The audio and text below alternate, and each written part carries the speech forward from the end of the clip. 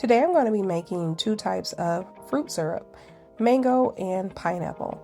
I have my 4 jars lids, of course, and I have lemon juice, I have sugar, my jars and my rings, and I have pectin that I'm going to be using. I'm going to start off by adding my pineapple, my crushed pineapple and pineapple juice to my saucepan, and I'm going to add that in, and I'm going to come behind that with about 3.5 cups of sugar. So initially you'll see me add 2 cups of sugar. I'm going to stir that up. I did put it in a quart jar so I can kind of measure out how much I was using.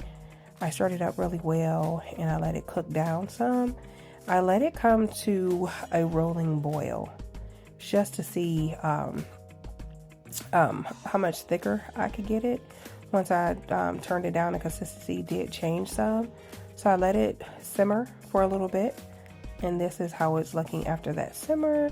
I do see that it is a little bit of foam on there, but I am not making jelly, so I really did not focus on that. When you have jelly, you do want to remove the foam off of that. After I let it sit for a little bit, I added a little more sugar. To it, I added about another 1/2 cup of sugar. After it simmered some, now it's coming to that rolling boil that I was talking about.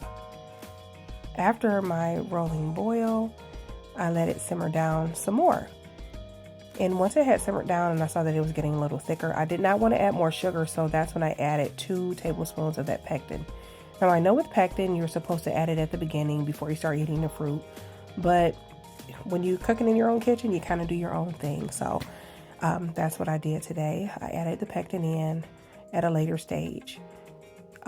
Once the pectin was added in and fully incorporated into that pineapple syrup that I'm making, I did let that simmer and I began to work on the mango portion.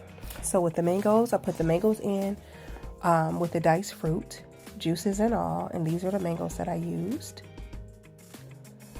Well, for this one, I added the pectin up front because I wanted it to get more of a sticky, simple syrup at first. So I added in the pectin and I stirred it around. So that's 2 tablespoons of pectin that's going in.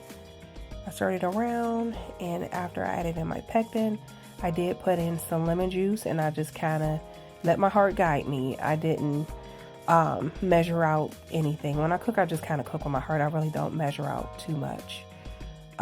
I just kind of do it to taste. And as I said before, you add a little bit and not a lot, because if you add a little bit, you can always go back and add more. Once I got that added in, I let it simmer just a little bit and I began to smash my fruit. When you smash your fruit, the natural pectin that's within there starts to release, so that'll also assist with it getting just a little bit thicker. And again, I added in total 3.5 cups of sugar to my mango.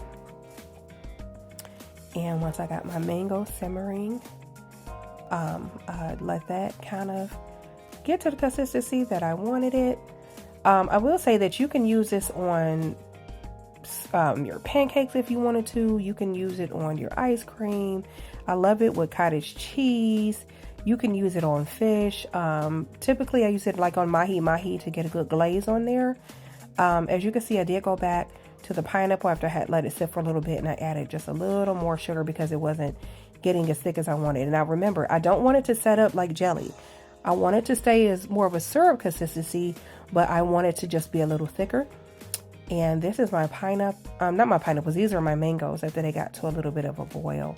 And these are my pineapples, looking kind of glazed over and very pretty, a good consistency. And I'm going through and I'm just kind of showing you how thick it is. It's not too thick. It's not going to turn into a jelly. It's not going to turn into a jam. It's going to stay more of a syrup type of mixture.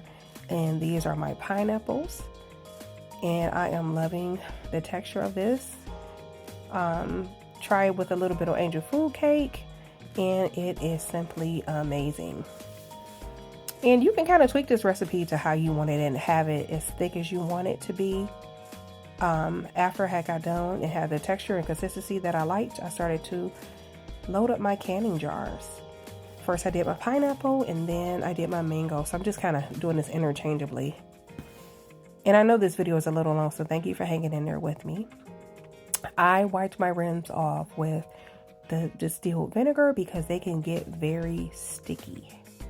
And I didn't want them to get sticky. And as you can see, it's getting just a little thicker even as it's sitting there before it went into the canner.